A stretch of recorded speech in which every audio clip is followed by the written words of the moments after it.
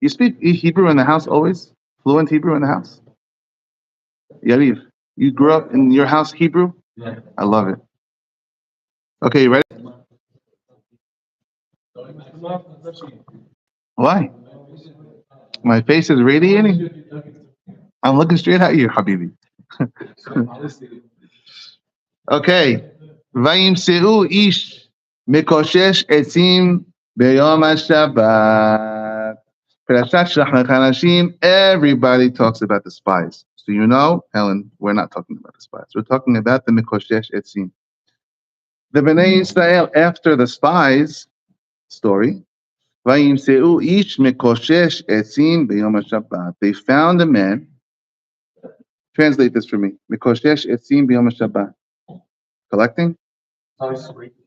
Scraping, collecting wood. Koshesh, I think it's also when you don't just collect, you actually break branches of the. Just give me one word. Let's use the word. We'll use that word the whole class. Collecting. They found a man collecting wood, collecting etzim, woods, b'yom HaShabbat, on Shabbat. V'yanihuhu b'mishmar, and they put him in jail. He lo forash, because it wasn't explained ma ya'aseh lo, what we should do with him. This is a pasuk in yesterday's Torah, almost word for word. Scratched. It's such a weird word. Let's go collecting. Scratched. Wow. We'll use collect. I like collect. Okay. They put this guy. Now, does anybody here not know the penalty for Shabbat, for breaking Shabbat? A very first grade level question. Why did they have to put him in jail? I think Rashi over there says that they knew Hayab Mita, but they weren't sure what type of Mita? What type? Very good. He should die. Very good. Bless you. I have another answer.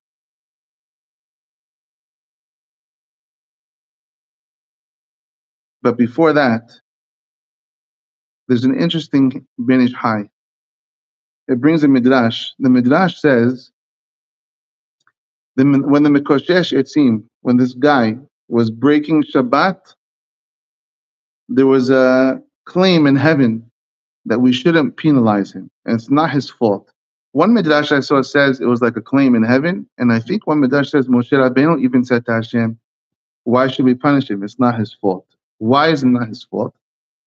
And it goes like this: Hashem, you gave the Bnei Israel, at least the men, the mitzvah of tefillin. Tefillin is a ot le'olam. Tefillin is ot. It's an ot. It's a sign, always to remember. On Shabbat, there's no tefillin. We always have two witnesses, at least for the men. Then the men, a lot of times the ladies wear the wedding rings. The wedding rings, I don't wear wedding rings, but if they're going to be worn, they should really be worn by the men. Because the wedding ring is a reminder that you're married to somebody, so you better act it. That's the way I think about it. The women don't need this reminder. It's the guys that need the reminders. But you're not going to find me wearing a ring. But the tefillin, the men always have two signs on us at all times, almost like tattoos. Remember Hashem, because us men, we're just always going for pleasures in this world. We always have to be held. That's why we have so many mitzvot holding us. We're like roped down, the men. Number one, Brit Milah. Brit Milah is on our body. You take your clothes off, the Brit Milah is right there. You can't escape from it. That's one thing that you should always think about. And David HaMelech says, when he was in the bathhouse and he took his clothes off, he saw his Brit Milah, he was happy. I get to remember Hashem. That's number one. But there's two witnesses. And the second one is tefillin. Every day we wrap tefillin, and we also do like a ring. We wrap it like a ring on our finger. Every single day, every man that puts tefillin on should never forget Hashem. On Shabbat, we don't wear tefillin. Why? Because Shabbat is also a sign. Oti le'olam. Oti le'olam. Shabbat is also an ot. You only need two. And so therefore, you have the Brit Milah and you have the ot of Shabbat. You don't need tefillin on Shabbat. Right, Moshe? And so therefore, says Moshe Rabbeinu, it's not his fault. Yeah, it's on Shabbat. You took away his tefillin. If he had tefillin, there was no chance he would break Shabbat. he would remember because of the tefillin. You took away Shabbat from him, he doesn't have anything physical he looks at and he remembers you. You took away his tefillin. Is that what I said? Oh, you took away his tefillin. And so Hashem responds to Moshe Rabbeinu and he says, I gave you something else that you're more than welcome to look at as much as you want on Shabbat. And it is, what's the next piece? Exactly the next piece in the Torah. Right after the story of this guy. Tzitzit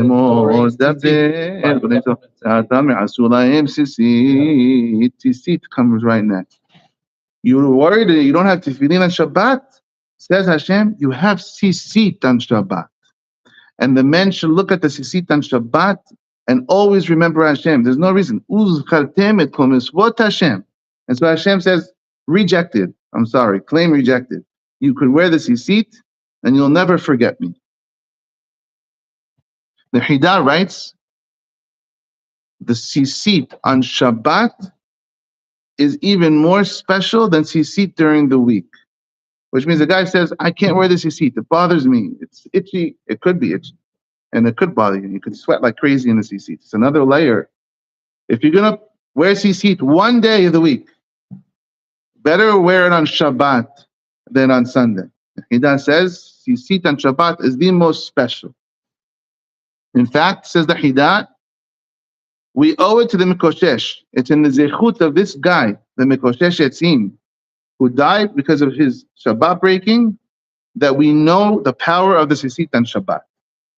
And I'm going to read you Gemara in Shabbat.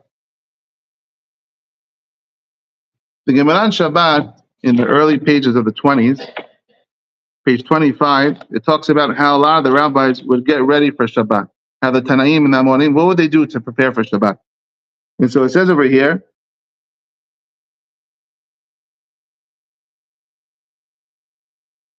Amar Rav Rahman bar Rav Zavda. Rav Rahman, the son of Rav Zavda, says. And some people say it's not Rav Rahman bar Zavda, it's Rav Rahman bar Rabah in the name of Rav. But whoever it is, this is what he says. Hadakat ner b'Shabbat hoba. Lighting a candle for Shabbat is an obligation. Rehisat yadayim v'raglayim b'hamin arbit reshut. Taking a shower before Shabbat is optional. V'ani omer, but I say mitzvah. It's a big mitzvah to shower before Shabbat. My mitzvah, the Gemara says, what's the mitzvah of showering before Shabbat? The Amar Rav Yehuda Amar Rav. The Yehuda says the name of Rav. Kach haya minhago shel Rabbi Yehuda bar Ilai. There was a Tana by the name of Rabbi Yehuda bar Ilai. And we watched him on Friday, and we saw exactly what he did. Every Friday, he did the same thing. And if a great Tana like Rabbi Yehuda bar Ilai did these things, it shows us it's very important. What did he do on Friday? Erev Shabbat, I'm going to use the words now from the art school. So there's a translation from the art school. Erev Shabbat, mivi'im lo areba mele'ah hamim. On Shabbat, they would bring him a tub filled with warm water, ve'rohes panav yadav v'raglav, and he would wash his face, his hands, and his feet. Umit atef ve'yoshev besidinin hamitzuyatzin. And he would wrap himself in a tzitzit, in a talet, in a linen talet. This was his Friday night ritual before Shabbat. He would wrap himself in a talet after his shower. V'domeh lemalach Hashem sevaot, and he looked like an angel of God. This is what he did every Friday night, every Erev Shabbat. Take a shower, I put my tzitzit down. When I greet Shabbat, it's in my talet. And this Gemara, if you want to look up later, page 25, it says also boy kala. That's where all that's come from. It comes from this Gemara. One rabbi used to go out to the field and say boy kala. It seems over here it's a talit gadol. Yeah. Yeah, that's what it seems from here. And so Rabbi Yehuda bar Ilai, who was a huge Tana, he held, and he's not the only one, there are other Tanaim also, that you wear specifically for Shabbat, you have to wear tzitzit, beautiful tzitzit for Shabbat. Why? We don't have tefillin. This is how I remember Hashem.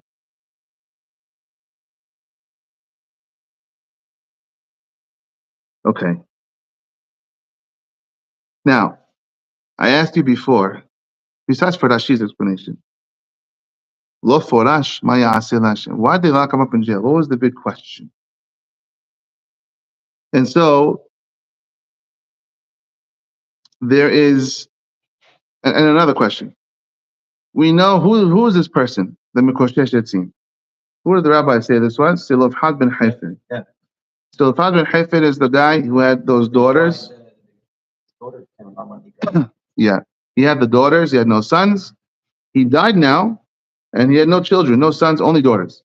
And so they came later and they said, hey, we have to have the land. This was the daughters of Silofhad. Yeah, we're getting there now. Silofhad ben Hayfid was the name of the guy who was collecting these trees, these sticks on Shabbat. Later on, how do you know it was him? The Gemara says. How do you know it was Silofhad? Because when the girls come later on, Pesach Pinchas, a few weeks from now, when the girls come, Mahla, Noah, they come to Moshe and they say, we need a portion in the land of Israel because we have no brothers. Ve'avinu met, and our father died. Be'chit'om met. That's what they say. He died in his own sin. Moshe, our fathers died in his own sin. What are you saying? Who says that about there? Imagine you go to the rabbi, say, hey, help me out. My father died in his own sin. He died. What do you mean he died in his own sin? Rashid says over there, he died in his own sin, and he wasn't part of the Korach fight. He wasn't part of the rebellion against you. That's what Rashid says. Make sure he wasn't against you, our dad. The Gemara says, he died in his own sin. Who died in his own sin? Where do we see in the Torah there was somebody who did something himself alone and died for it? Very few cases. Mikoshesh Yetzim just happened. The guy who collected the wood just happened, and he died from it. This must be the guy. It must have been him. So why are you coming and saying to Moshe Rabbeinu, he died in his sin? You're making your father look bad. Why would they even say those words to Moshe Rabbeinu? Would anybody say that about their parents? My father, just say my father passed away, and we need the property. My father passed away. He died in his sin. What are you incriminating your father in Shammai? Now Moshe brought down, it's a Tosafot in Bava Batra. Tosafot says that Silofhad ben Hayfid, the guy who collected these sticks on Shabbat, he knew very well they were going to kill him for doing this, and he did it anyway. Why did he do it? L'shem Shamayim, for Shem Shamayim. He did it for a noble cause. Now, I'm not saying what he did was right or wrong, but we'll just talk about his intention for a second. What happened was this. The spies situation just happened, and the Bnei Israel were told they're going to stay in the Midbar until they all die. They're not going into Israel, the adults. Says Tosafot and the Midrash, the Bnei Israel said to each other, if we're not going into the Holy Land, forget about it. It's over. This whole game is over. None of the mitzvot apply to us anymore. There's no reason. You throw the towel. There's no reason to do anything anymore. We're not going into the land. We're going to be, this desert is our grave. So Silofhad ben Hayfid was a righteous person, and he heard them talking like this, and he said, I need to show them that even if we're in jail in the Midbar for the rest of our lives, we have to complete every mitzvah of Hashem. You cannot break a mitzvah. And so I'm going to do a suicide mission. You know, they have these days, they have the phrase, death by cops. You have a person who wants to die from the police to be like George Floyd or something. Right? And so I'm going to do a suicide mission. I'm going to go collect these sticks, even though I know they're going to kill me, just to show everyone what happens if you break Hashem's word. So he's going to sacrifice himself. Is this allowed?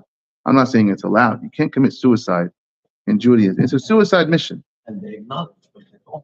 They didn't say because of this. It's a suicide mission.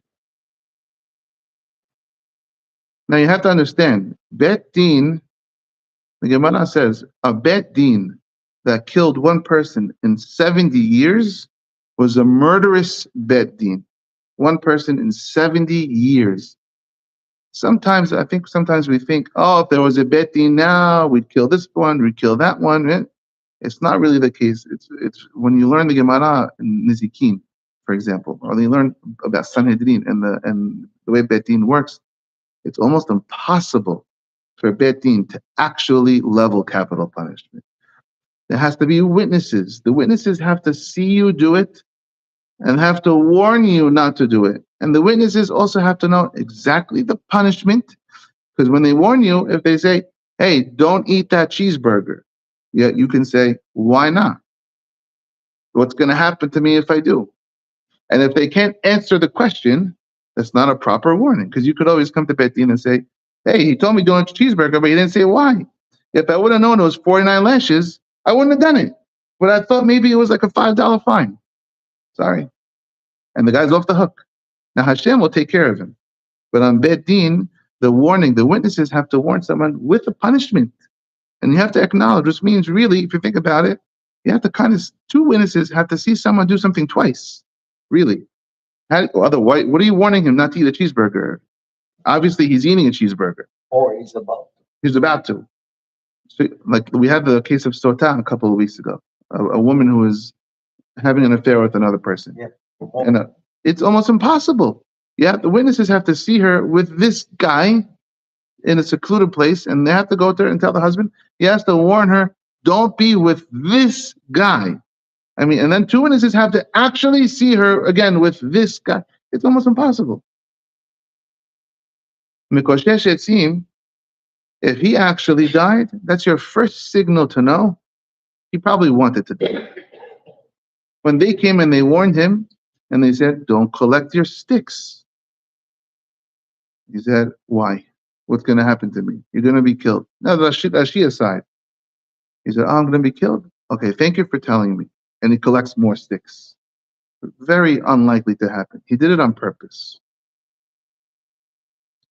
Says the Maharsha, and this is a little bit of a complicated idea. I'm going to try to make it as simple as possible. The men who go to the Gemara class have an advantage, because we've been talking about this for a long time. On Shabbat, there are things we don't do from the Torah, and there are many things we don't do that are from the rabbis. A lot of the things we don't do on Shabbat is not forbidden from the actual Torah. It's forbidden from the rabbis, which is also we don't follow because the rabbis say. What's required on Shabbat to have a biblical prohibition to break the Torah of Shabbat is something called melechet mahashevet, a calculated work, which means, and I'm going to try to make this very simple, all the 39 things that we don't do on Shabbat are learned from the Mishkan. The 39 things we're not allowed to do on Shabbat are the 39 activities we had to do to build the Mishkan. Which means Hashem is saying, I don't want you to do on Shabbat any of the creative work that was required to build the most amazing building you guys ever made, which is the temple. And so what's forbidden on Shabbat is melechet mahashevet. It's creative work. To say on Shabbat that work is not allowed, it's cheapening it out. It's creative work. And the easiest example is if you have a 500-pound huge table or couch, and you're having company on Shabbat, and you tell the boys, hey, boys, pick this couch up and move into the other room. Is that allowed on Shabbat? It's allowed. That's not work. But if I have a little pen and I say, hey, pick up the pen, is that work? So it doesn't mean work. It's not work the way we see it. It's melechet mahashevet. It's creative work. One example, and we've talked about this a lot of times. We don't turn off the lights on Shabbat. You have a candle on Shabbat, you can't blow the candle out on Shabbat. But kibui, blowing out the candle, if you just blow the candle out and you walk away, you didn't break the Torah. You broke the rabbi's halacha. From the Torah, the blowing out of the candle is just a destructive work. It's not constructive. Everything on Shabbat from the Torah to be violation from the Torah has to be constructive work. So if you blow a candle out, where's the construction of blowing out a candle? If you blow the candle out in order to use some of the ashes for ink to write, that's construction. That's a Torah prohibition. One last example. On Shabbat, I take this paper and I want to tear it in half, right in half like this. Am I destroying or am I creating? I'm destroying. That's not a Torah prohibition. It's from the rabbis. But if I'm tearing a piece so I can use the piece for something else, or I take an eraser and I want to erase some pencil on Shabbat, words. If I erase words on Shabbat, just to erase the words, it's not a Torah prohibition. You still can't do it from the rabbis. But if I'm erasing to make space so I can rewrite new words in the space I created, Torah prohibition. Why? It's creative work. Meleket mahashevet. There's a concept on Shabbat. The men have been talking about this. If you do something on Shabbat, but you don't really want the result. Remember we were talking about this? And so, for example, I want to walk. Yeah, let's make a very simple example. It's snowing outside. I want to walk to shul. And we said the example. On the bottom of my soles, not the sole, the bottom of the soles of my shoes, it says, what's your favorite brand? I like the British brands. Ever hear Ted Baker? Ted Baker is a British brand. I love Ted Baker. It says Ted Baker, Cole Haan, okay? It says Cole Haan on the bottom of my shoes. Cole Haan. Every time I walk on the snow, Cole Haan, Cole Haan, Cole Haan, Cole Haan. I'm writing on Shabbat. Is that what I want? Am I trying to write on Shabbat? That's not what I want. I want to walk to shul. This is called Melacha she'ena silicha legufo. Same thing. Melacha she'ena silicha legufo. I don't need the result. I don't want the result. That's forbidden from the rabbis, not from the Torah. Says the Maharsha, you know why Moshe Rabbeinu locks up this guy and doesn't know what to do with him? I know he collected the sticks on Shabbat. He doesn't want the sticks. He wants suicide. He wants to die for collecting the sticks. It's not real Shabbat violation. This is the Maharsha says. The Hida also brings this Maharsha. He said, what do we do with him? It's not real Shabbat violation. If he collects the sticks because he wants the sticks, that's breaking Shabbat. If he's collecting the sticks just to prove a point, that's not breaking Shabbat from the Torah. What do I do with him? Says the Hida, Hashem says, I hear you. However, kill him. This is Hilul Shabbat. You can't come to me and you tell me, you can't come to me and tell me I'm breaking Shabbat, Hashem, just to show everyone how mighty and powerful you are. so you can never be penalized for anything on Shabbat. You're finding a loophole to break all the Shabbat. Everything I do is just to show Hashem when I get punished how great you are. Then we can never punish you. It's kind of like pulling the rule out from under the chair. Also, one can say that, I mean, of course, that shall say, arguing, but if you think about it, he wants the state because they're instrumental for him to get the punishment. Yeah, that's the question. So they play a role. It's splitting hairs. It's not like walking on snow. It's not like erasing your word. It's instrumental to the ultimate goal. Yeah, 100%. It's splitting hairs. Now you're already like, if you're a good lawyer, I don't want the sticks. I want the punishment for like, that means you want the sticks. Hashem says, no, I'm sorry. This is not called Melacha she'ena silicha legufo.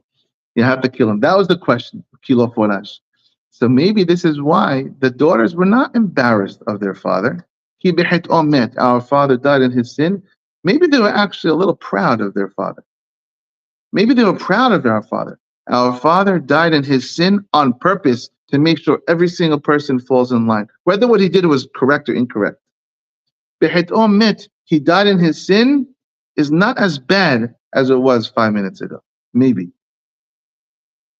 Would it also be a very shock of them saying, why are you punishing us when our father already paid? That's what they're saying no matter what, regarding all the Pshatim. Okay, now, let's spice it up a little bit. Let's not sleep. You ready? How much sleep? Let me get this Gemara. Let me prepare this one. Gemara, page 150. Shabbat, page 150. Says as follows. Tanu Rabbanan. The rabbis taught. Shabbat, page 150, page B. Ma'aseh behasid ehad.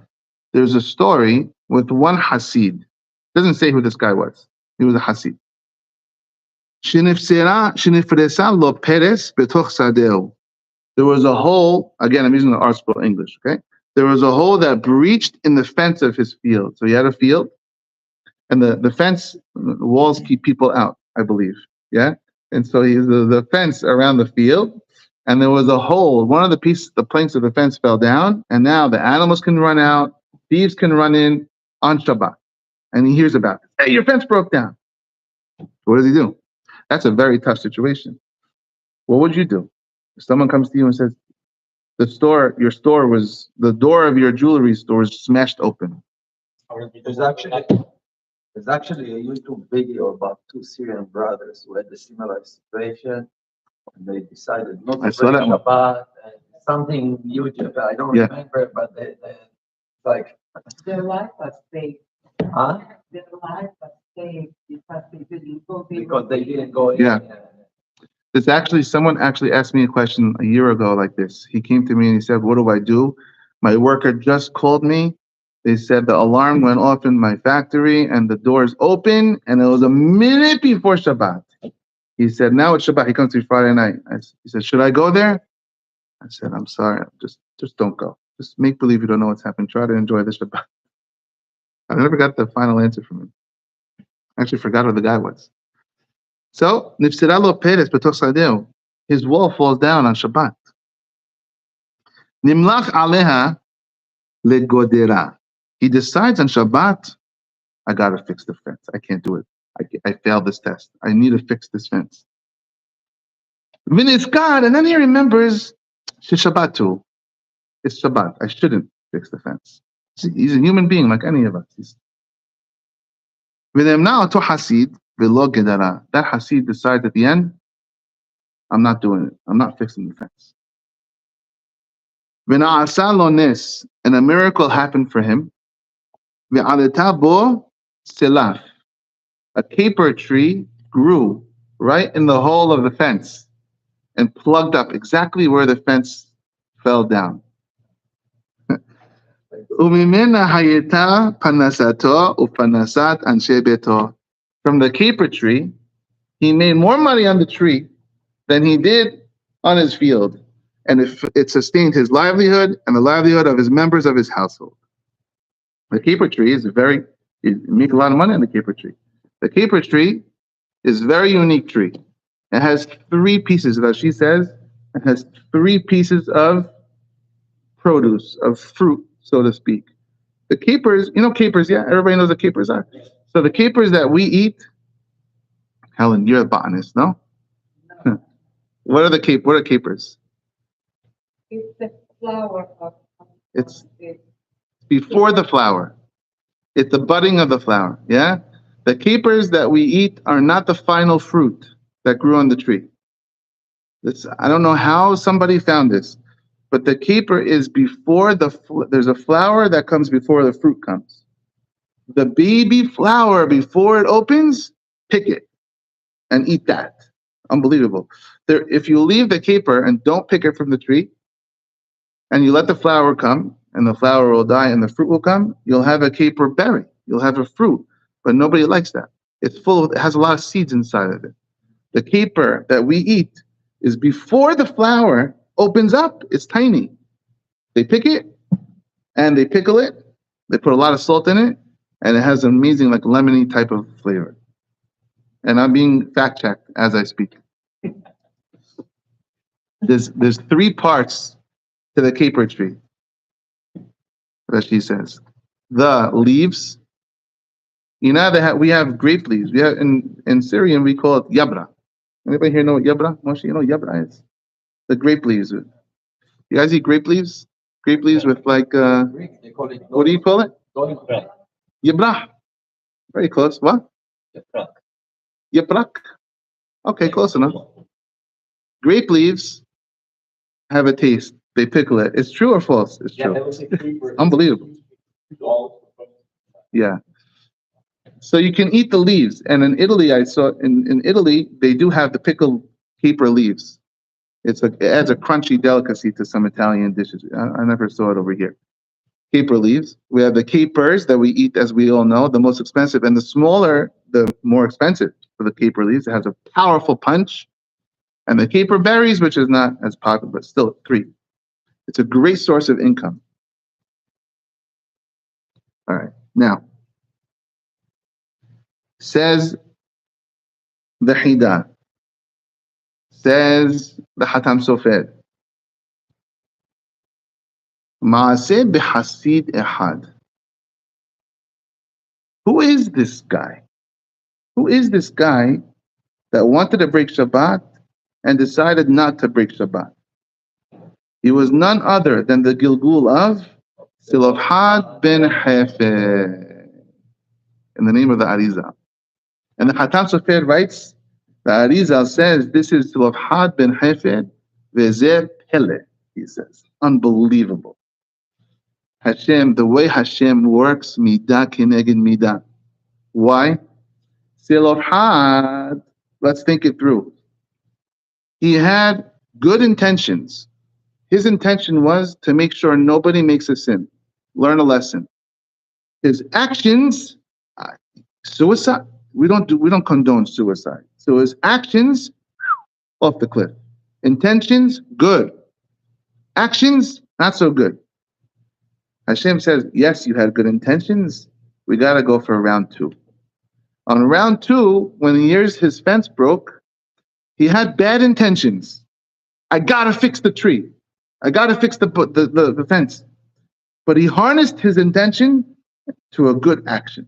I cannot break Shabbat, no matter what my whole thought process is. And with this, he did tikkun for what he did in the desert. What is his name? Selof Had. How do you say berry? Capers? Salaf. Selof Had means 1 caper. Selof Had. His tikkun comes back, and when he finishes his job, as his name suggests, his reward is the caper tree. At Salaf. Salafim.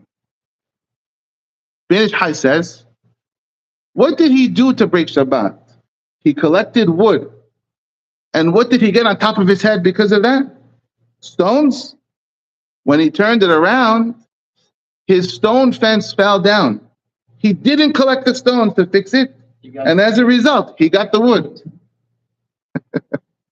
Silaf Had bin Haifa. Now, it's interesting that his reward is the tzalaf, the caper tree. Now, I was talking with Moshe before Shabbat. He didn't know any of this. Sometimes I just ask him a word question. Did you guess this whole thing? You didn't guess it this time. The word salaf is an interesting word. It means matzlif, is a whip, sharp. Akiva, I need your help on this. If you have an idea, don't be shy and tell me after the class. Akiva, if you want to tell me something after the class today, I'm not taking it. Use it now in front of, if you have something. At salaf, the caper, a matzlif is a whip. A whip is a matzlif. Like we see on Yom Kippur. Like a matzlif in the Hamadan. When he was sprinkled the blood, it was like a matzlif. And a salaf these days is a sniper, a sharpshooter. So right there on the spot. I don't know what the association between these words is, and I don't know how whip became matzlif. WHIP, whip became matzlif. I'm not sure exactly. I have some theories, but I'm not comfortable enough with it yet to share. So if you have something within the next few minutes, you share it, and I'm going to go on. It's interesting how the reward here Hashem shows is the tzalaf, the caper tree. Do we know anything else from the Torah about this caper bush? We do. Gemara Shabbat again, huh?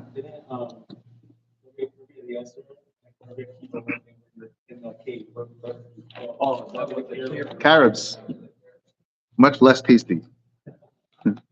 Gemara Shabbat says as follows.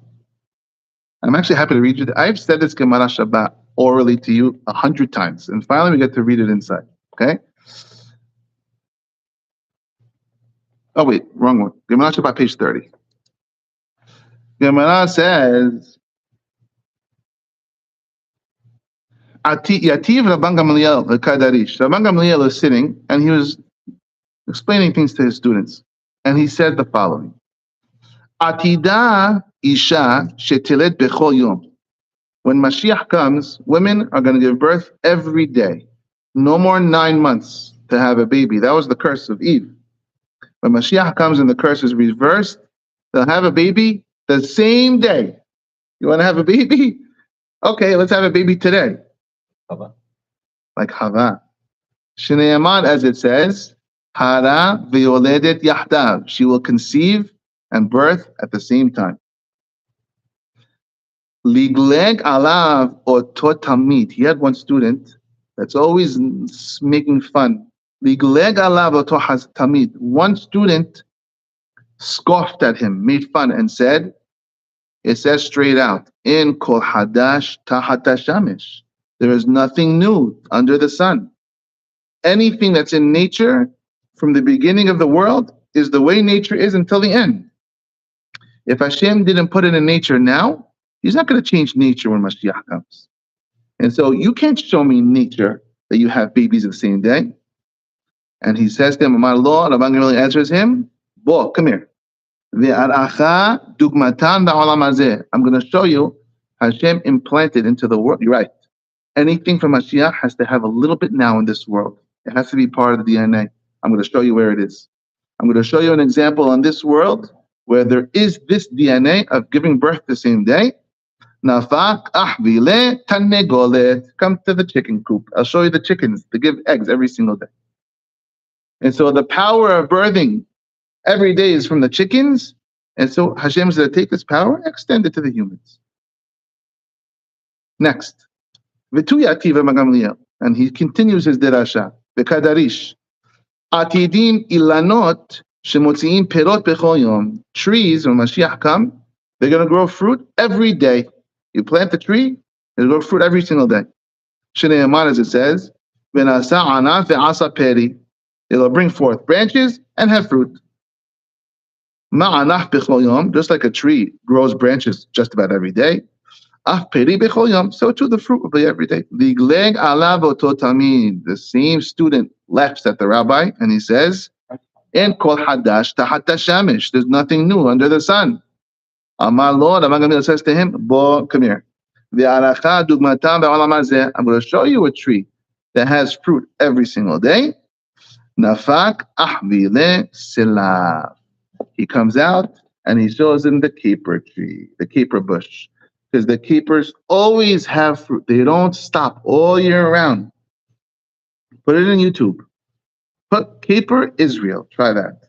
Caper Israel in YouTube. You'll see even in the heat, they don't die. They just keep going. The only flowers you'll see is the caper. Beautiful flowers. Caper bush never stops. In addition, says Rashi, there's 3 byproducts of the caper tree. So if there's no caper berries, then there's the capers as we know them. If there's no capers as we know them, there's the leaves. There's always something to pick from a caper tree all year round. So where is it shown in the Torah? You say it shows. I'm saying when I say Torah, I mean rabbinic literature. Oh, it's all Very good. Etzog also, yeah, Etzog also is all seasonal. Very good, yeah.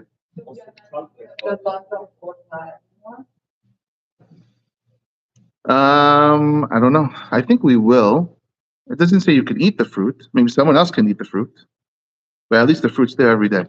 Did it sound related with that?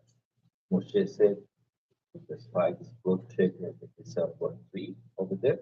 So I don't, it's a great question. Moshe didn't tell them which types of fruits to bring. I don't know. Because we're all about the keepers right now. Yeah. I don't know. Let me just finish this Gemara. Just because we're already reading it. Because I also said this to you outside. You should hear it inside one time. This one, a lot of people know this one. He continued his lecture and he tells the students, Israel, when Mashiach comes, is going to bring challah rolls, is going to grow from the ground, rolls of bread from the ground, and clothing from the ground. Fabric is going to grow from the ground. Liglego toa atamid. This student laughs at him and says, "Inko hadash tahat hashamish. Go show me this. Where do we find challah rolls growing from the ground? And where do you show clothing growing from the ground?" He says, "Bo I'll show you where it is." Nafak ahbile kemihin ufitriot. He went and showed him mushrooms and truffles that out of thin air appear. A mushroom overnight, you have a mushroom out of the air. And so just like the mushroom, and that's how the challah rolls will come. And as for the clothes, he showed him, it says in English, the bast of a young palm heart. That's what it says in English. And it says, when a palm heart begins to grow, it is encased in a wool-like sheathing known as a bast, and this could be used for clothing, and it is commonly used as raw material for rope and matting. And so he showed him an example of each of those things. Yeah. So the caper tree has another element to it. So we're building the puzzle. What is this salaf, all of that? This caper tree has a Mashiach. As Ashkenazim would say, it's Mashiach dika. It's almost like a Mashiach type of tree. It's an example of what everything else is going to do during Mashiach. One more thing about the caper tree I can tell you from the Torah. The Gemara says that, different Gemara, where is this Gemara? I don't remember where this Gemara is. If you want it, I'll give it to you after. The Gemara says there are azin. There are azin mitoch ha'umot. Bnei Israel, we're the azin. We're the strong, stiff-necked, stubborn, you want to say, strong nation from amongst all the nations. The dog, the kelev, is az. He's strong and brazen from all the animals. And it says the goat is strong and stubborn from amongst the domesticated farm animals. And the caper tree, the salaf, is strong and brazen from amongst all the trees. We're compared again to the salaf. It's just like us. It's strong and stubborn. By the way, so check Google. It shows images of paper growing on the Kotel Mountain. Really? Yeah. Wow. Yeah, it shows. Unbelievable. That's at least what Google. I just did it. For advice, I Google. That's what it shows. Outside, thank you for that. Outside of Torah, I did my own research, and I want to know what else can I know about capers. And if you ask my son here, I'm a nerd. Okay? When I want to know something, I'm all in. So I want, something interesting about capers. Google this after. The thorns of the caper tree, it's very thorny. The caper tree is very, very thorny. The caper bush. The thorns of the caper bush are pointed into the bush. And I watched many videos about this just to see people picking capers.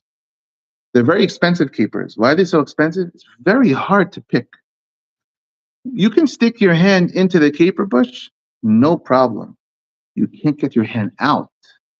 The thorns are not stopping you from going in. The thorns are faced this way. You stick your in, no problem. Try to get it out, it's going to attack you. You get a prick. Maybe Am Yisrael, I want to say, is the same way. You can stick your hand and try to get us. Try to pick us off the tree. Try to finish us off. We'll prick you 100 different pricks. It looks like we're easy to get.